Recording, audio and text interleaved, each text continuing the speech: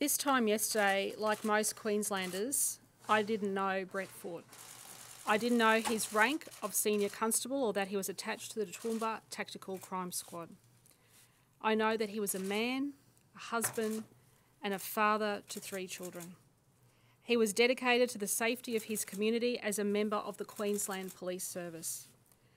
Like every member of the Queensland Police Service, he knew that dedication meant that he would be called upon to put himself in harm's way.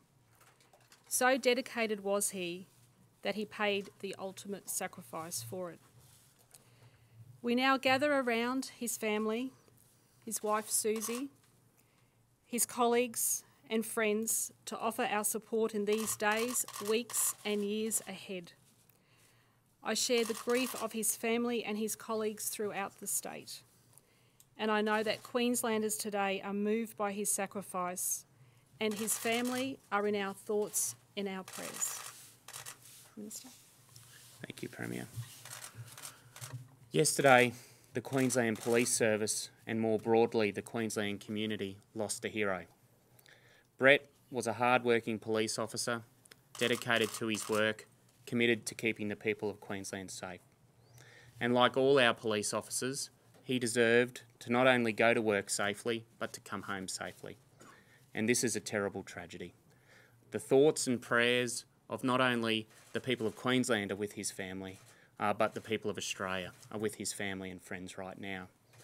This is a terrible tragedy, a tragedy which shouldn't have happened, but it is a consequence, unfortunately, of the very tough and dangerous job that our police do every day. And as Queenslanders, we owe them a debt of gratitude. We owe everything to them for the work that they do. I pay tribute to Brett's service to the people of Queensland. I pay tribute to his life. Certainly, it is with honour that he served. Good afternoon, ladies and gentlemen. I simply want to pay tribute to Brett Fort, to the wonderful person, the wonderful police officer, the wonderful family man that he was. If ever a person epitomised the broader police family, Brett is it. From a police family, his dad was a police officer, his wife is a police officer, his brother-in-law is a police officer. His passing yesterday is something that has sent shockwaves across our organisation and will be felt for many days, weeks, months, years to come. I wish to pay tribute to his bravery, his courage in the work that he did, the bravery and courage of his colleagues who were with him, and also the bravery and courage of all officers who've been involved in the resolution of this dreadful event. I particularly want to thank the Premier, the Minister, a range of other political figures, members of the community who have shown an outpouring of support for the Queensland Police Service in this very dark and tragic time. It is the one scenario that we all fear, that an officer simply goes to work to do their best for the community and loses their life doing just that. I'd like to ask Deputy Commissioner Golczewski to say a few words about the resolution today, but again, I want to thank the community for the wonderful support that's been shown us and pay my respects and condolences to the loved ones of Brett Fort today. Again, with the promise that we will never forget and we'll never stop supporting them. Thank you. Thank you, Commissioner. I too acknowledge the sacrifice that Brett has made and that his family must now endure. Can I give you assurance that from the time that police engaged with the offender yesterday, our officers were committed to making sure that our community was safe. We very quickly had specialist resources on the ground, and from early yesterday afternoon the situation has been contained, and the only people that remained at risk were our officers and the offender in question. So through the night we've maintained a cordon in the area which has not been penetrated. We had tactics in place which were designed for the offender involved to peacefully resolve it and surrender himself to the custody of police so that we could take the action that was required. We continued to try and achieve that through the night. There were significant resources in there from our specialist and tactical areas and support from our partner agencies to enable us to do that. In addition, the regional police, who had suffered such a loss, continued to provide outer cordons and support the community and make sure that everyone was safe. Unfortunately, this morning, The offender chose to take matters into his own hand. He approached police. He was challenged. He shot at police. He was challenged again, and when pointing his weapon, police returned fire, fatally wounding him. I won't go too much further into the tactics or methodologies we use for obvious reasons, and also because the matter is now subject to investigation by the coroner. But I will acknowledge the commitment, dedication and courage of all those officers, and in particular the specialist officers that had to deal with the resolution of this incident. Thank you. Thank you. We're happy to take any questions that you may have. What can you tell us about the offender? Thank you. Look, the offender is a person known to us, and over time more and more will come out about his antecedents, about his history. Sadly, though, throughout the last 24 hours, this person has had many opportunities to resolve this issue peacefully, which started when he was followed by the police officers concerned and ultimately took Brett's life. I squarely put all responsibility for what's happened in the last 24 hours in his court. He had a number of occasions where this could have been resolved without any injury to any person. Can you give some more details as to how police began following him yesterday? Was that something they just happened to be doing, or were they pursuing him on purpose?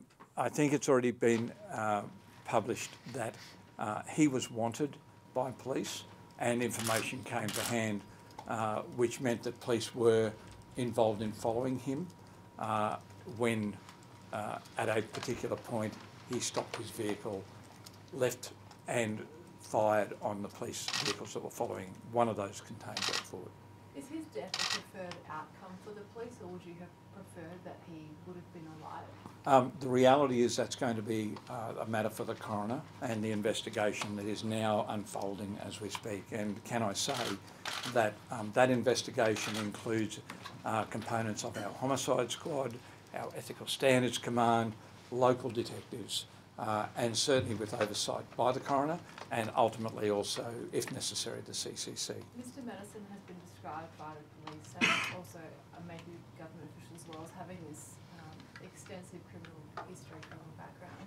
How was it that he was able to access semi-automatic weapons and have what is understood to be a large cachet from a police and a government perspective? And is that also a concern that he did have access to those? It's terribly concerning, but until we know all of the facts and how he came about accessing that weaponry, obviously we don't have answers at this stage. It's too early. He was known to police? Yes, How? he was. How? What was his criminal history? Whilst others have said extensive, I would just simply say he has a criminal history and there have been acts of violence in that history. Bikie? Not to my knowledge, no. What type of gun did he use? Again, I'm not going to talk about the specifics at this stage. There's been a lot of conjecture about the type of weapon he had, or primary weapon. There were multiple weapons, we are aware of that, and we'll have to wait until the investigation shows exactly what he had. When he made a break for it, did just one officer fire or did many officers fire? Sorry, is this in the resolution phase? Yes. No, he confronted a number of officers at different times as he left the house. And numerous officers fired at him? And numerous officers called on him to put his weapon down, and he chose not to. Was he on bail or parole? Not to my knowledge, no. Commissioner, is there currently restrictions in place for someone with a criminal history to be able to access weapons, to be able to access firearms? And is that something that you would be considering reviewing in the future following this incident? Yeah. The laws of our country are made for honest people. Sadly, not every one of our citizens are honest, and that's the case in this instance, meaning that whilst the laws are there to say no, a convicted criminal shouldn't have access to firearms, legally, we know that they do access illegal firearms. Is that what's happened in this case? Well, I'm sure it is. Are you considering reviewing that in future? Is there going to be tougher measures or tougher restrictions put in place? Look, that might be a matter that we talk to with the government about, but the reality is the law's already there. We have some of the strongest laws in the world in relation to access to firearms, not just in Queensland but across Australia. And but it's a sad reality that there are those who would profit by selling weapons to people who shouldn't have them. In terms of the resolution phase, how many times was he shot? I'm not going to talk about that And was he because shot by specialist officers, or was he shot by, Thanks, Patrick. Look, it was the entire stronghold, as we would call it, where he was holed up, and the whole scene was specialist operators, our trained operatives from our specialist cert area. They were the ones that confronted this offender in the end. They have their set practices that they do, which they are very expert in, and they follow the procedures to the book. So, as I said, that's a matter for some investigation yet, and that will be done. But I can tell you that it will take some time till we know exactly who fired what, at who, how many shots were fired, because he did fire shots as well, and where they ended up. And I should mention too that we have a crime scene out there that's under intense and meticulous investigation by our specialist bomb units, and it will take us some time to get clarity around what was actually happening. and in terms of the resolution, was anyone else injured in the... One of our officers received a minor injury, such was the calibre of the weaponry that it fractured the armoured glass in one of the vehicles and caused a cut to his face. So this was the offender's... The offender's weaponry. So it was fairly high-powered stuff? Yes, it was. Bomb unit? Beg your You pardon? said the bomb unit? Yes, we have EOT out there, what we call our bomb unit, and they are checking the scene because this was a person that was highly motivated and had a grievance against police. Considering his grievance against police and the fact that you've just described him as highly motivated, the officers who followed him yesterday, had they followed procedure correctly? Should they have had more backup knowing the sort of person that he was? As I said before, our specialist people were engaged immediately that this started to occur. Obviously, it takes some time for him to get there. That is why Pol Air was there so quickly and able to identify him and track him. But nonetheless, we expect our officers to preserve the community's safety. So they had to do what they were trained to do, which was to try and control the situation. And they followed this person, and of course, we've ended in a tragedy. Would they have been prepared for such an outcome? We train our people to a very high standard, but as we know, there are no guarantees in this type of thing. You're talking about a highly motivated person who is resorting to violence using weapons. A grievance against police, had he made threats? That'll come out in due course. We'll find out what the real details with that are about, but we understand that through his contact, we negotiated with him all night. I'm not going to go into the details of that, but we know that he had issues. And when he was stopped, the Commissioner said police wanted to talk to him about something. About what? About the... As the Commissioner said, he was wanted. He was wanted for both questioning and wanted on warrant. For what offences? Oh, okay. I haven't got those details in front of me, and I wouldn't go into that now anyway. Had he been someone who didn't have the grievance against police and the criminal history he did, would the police operation have been conducted in the same way, or did you do something different? Our police have millions of interactions with members of the community every year, thousands and thousands per day, some ranging from very benign to high risk. Every situation they're trained to deal with in ways that they have to think about what should they do. Sometimes that involves use of force. They are well trained and well equipped. As we know, in this instance, we've seen an exceptional circumstance where someone has taken matters into their own hand and using high-powered weaponry attacked our officers. And you described where he was as a stronghold. Can you... Yeah, look, that's a police term. So what it happens is that he was holed up in a residence and refusing to come out. Now, he was there by himself. Our methodology is to try and negotiate, contain and call out. We've probably all heard that a bit lately. But we do that. It's a good methodology. In this instance, why put more police officers' lives at risk? We were in control of the situation. It was only at the end when he decided to take matters into his own hand that our officers had no other option but to use force against him. Who does the property belong to? Who does the property belong to, and was anyone else there at any point? I don't know. Our information was there was no other person.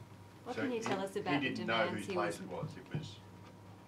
It was not familiar. Oh, look, Patrick, I'm not going to get into that detail. That will come out in due course. What can you tell us about the demands he was making during those negotiations? No, I won't go into that either. They're all matters subject to the investigation. Have you spoken extensively to colleagues of Senior Constable Fortin? What more insight can you give us into his character and the kind of guy he was? I might leave that to the Commissioner. The Commissioner was up in Toowoomba last night with the family and the colleagues. I've concentrated on our specialist resources, making their supported to do what they have to do and continue to do so. As alluded to by both the Premier and the Minister, there's been significant contact with the families. I met with all of them last night in Toowoomba. I know that certainly the Premier has spoken to the families, the Minister has given, and in fact I've given an undertaking to the families about a visit with them by our Minister. Our process and what we do in showing our support for the families is to do everything necessary to provide them with the physical things. So obviously we've brought one of the families to Toowoomba.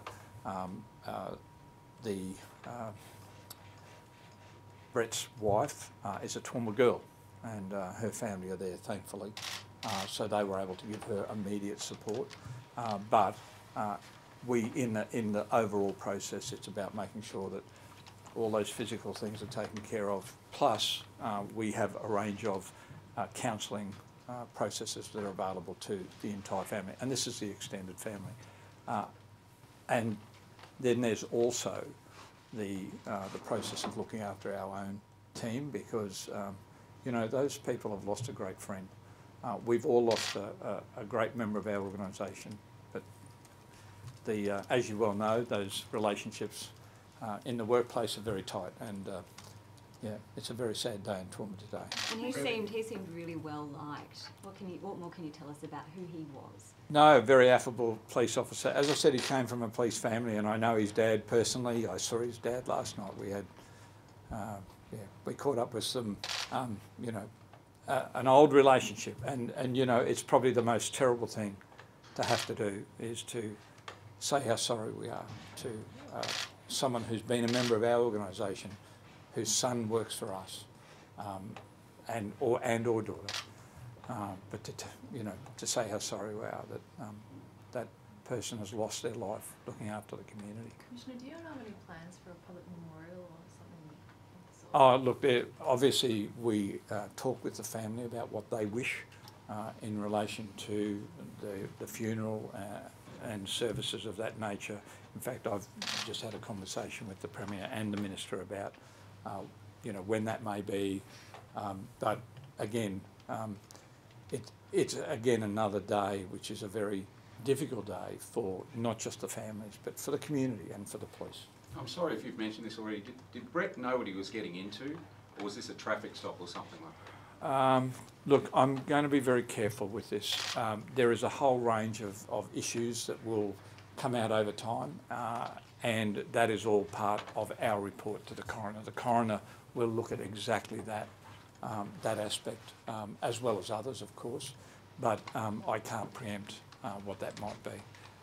Suffice to say that the overarching investigation into both of these deaths will be thorough and meticulous and transparent. Premier, could I ask you, a lot of us might be trying to think of a way to show support for police. These ribbons, I understand, are for sale and the proceeds help families. Can you think of a way that we might show that perspective? Look, first of all, can I say I've had the opportunity today to pass on my condolences and those of all Queenslanders to Susie and her family. As you can appreciate, this is an incredibly sad day for the family. They have lost their loved one, and I think everybody throughout this state would be feeling it, and just to think about if that happened to yourself, how you would feel. So our prayers are with them, our thoughts are with the family, and they need as much support as they possibly can, and I've offered any support that they think that they may also need. I'm prepared to do whatever it takes, whatever they need in this very difficult time. But yes, as I think a good sign of support for Queenslanders would be to wear this remembrance badge, which the proceeds do go towards legacy. Thank you. Is this a circumstance where the government would offer a state funeral to the family? If I could just answer that, what we do is akin to a state funeral anyway, Patrick, and that's always been our way. Sadly, the last time this happened was about 4 years ago with a young officer by the name of Casey Blaine, who lost his life on duty in the north. But the last time we had a police shooting death was, you know, our great colleague, Damien Leading down the Gold Coast, and you've already heard of the the fact that Damien was shot on the same day, in 2011. He passed away a few days later, but he was actually fatally shot on the same day. Can I suggest also, and perhaps the Minister may wish to talk about the police union's intention to set up a... Thank you, Commissioner. As is usually the case, thankfully a rare case where we lose a member of the Queensland Police Service, the Queensland Police Union usually sets up an account for members of the public to show their support, and the Queensland Police Union ensures that those funds are received by family members. So the information will come out in the near future, and of course encourage all Queenslanders to show their support, and thank the media for helping to get that message out about how Queenslanders can support Brett's family. Because he's got real little kids, hasn't he? Yeah, three kids, only little kids, and you just feel so sad for the entire family knowing that those kids will grow up now without a dad. It's very sad. Can I also add that there's a very good friend of ours in the room. His name's Shane Doherty, and he put out, and I'm not being trite here, he put out a really, really good suggestion earlier today, and I'd encourage the community to take notice of that. And that is simply, it'd be a good time for members of the Queensland public to simply go up to any police officer they know or any police officer they see on the street and thank them for what they do. Because our officers go out there every day never knowing what they're going to face on that shift. And to have that support, I thought was a wonderful idea, and I thank Shane for raising that issue. Thanks. Nothing else? If I could ask one more question about the siege itself. What were some of the particular challenges police faced during that and trying to bring an end to it? It's probably one of the most complex situations you could ever find yourself in, and Deputy Golczewski might want to talk. But look, I think plainly our goal in any situation is to resolve the issues peaceably, and our tactics are always aimed at that. The choice was made in this case by the offender, who chose to come out and challenge the police and to fire again on police. And sadly, he lost his life. And it is sad that another human being has lost their life. But that tragedy, the tragedy that we look at now is the fact that that person, and again, this is up to the coroner to make the decision, but that person had the gun that killed one of our officers. And even then, we try and resolve it peaceably. Yeah, just quickly to add to that, just to give everyone assurance, our technology is such that even through darkness we had full coverage and capability to see what was happening. And we have the capacity, we would have had the capacity to keep this going for another week or more if we needed to, longer. I understand that the way the property was set up, there was a house or a shed elevated so that he could see down essentially on the police. So hence our tactic is not to send our officers in and expose them unnecessarily to risk. He's there by himself. We wanted him to make the decision to come out and surrender to police and then face the criminal justice system. That's the way we do things in this democracy, and that's the way it should be done.